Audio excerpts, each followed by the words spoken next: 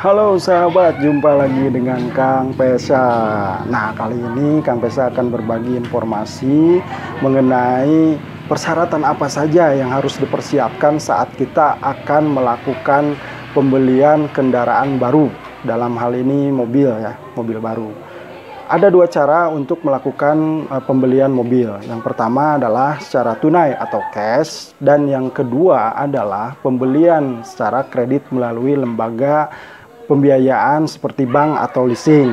Nah, apabila kita akan melakukan pembelian secara tunai, dokumen yang diperlukan cukup KTP saja. Tapi yang kedua, apabila kita akan melakukan pembelian mobil secara kredit, persyaratan-persyaratan apa saja yang perlu kita siapkan sebelum kita melakukan proses kredit tersebut. Yang pertama adalah KTP suami istri, dan tentunya KTP-nya sekarang harus udah iKTP. Apabila pemohon tersebut belum menikah, ada dokumen tambahan yang perlu dilampirkan, yaitu fotokopi KTP dan kartu keluarga dari pihak penjamin. Dalam hal ini adalah orang tua kandung pemohon, atau apabila orang tuanya sudah tidak ada, maka bisa diganti dengan saudara kandung yang satu kartu keluarga. Nah, yang kedua adalah fotokopi kartu keluarga. Terus yang ketiga adalah NPWP atau nomor pokok wajib pajak. Ini mandatori, jadi wajib ada. Apabila sahabat belum mempunyai NPWP, saat ini sih pengajuan NPWP cukup dipermudah ya oleh Dinas Pajak. Sahabat bisa mengajukan permohonan NPWP ini secara online.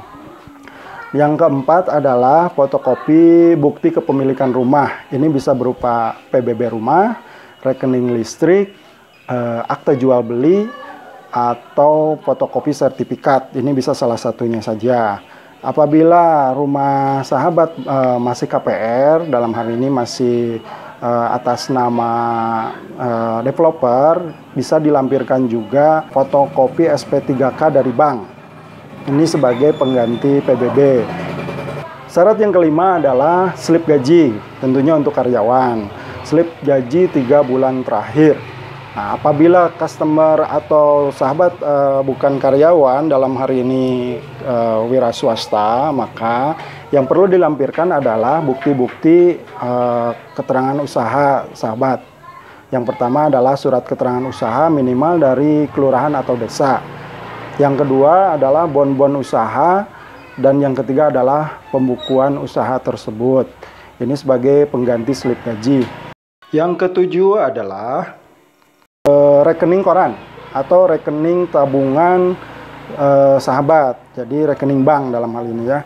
Apabila karyawan, maka sebaiknya melampirkan rekening payroll 3 bulan terakhir. Nah, apabila non karyawan, dalam hari ini wira swasta, cukup melampirkan buku tabungan bank biasa aja. Saran saya untuk rekening tabungan ini dilampirkan dalam bentuk rekening koran, bukan dalam bentuk buku tabungan sebaiknya ya, apalagi untuk karyawan, karena kalau untuk rekening koran itu lebih terperinci. Semua data-data yang tadi saya sebutkan, 7 data tersebut semuanya valid, dipersiapkan secara detail sebelum kita mengajukan kredit ke leasing, sehingga nanti pada saat prosesnya tidak terhambat. Nah, demikian sahabat persyaratan-persyaratan pembelian kendaraan baru. Semoga bermanfaat. Sampai jumpa lagi di video Kang Pesa selanjutnya.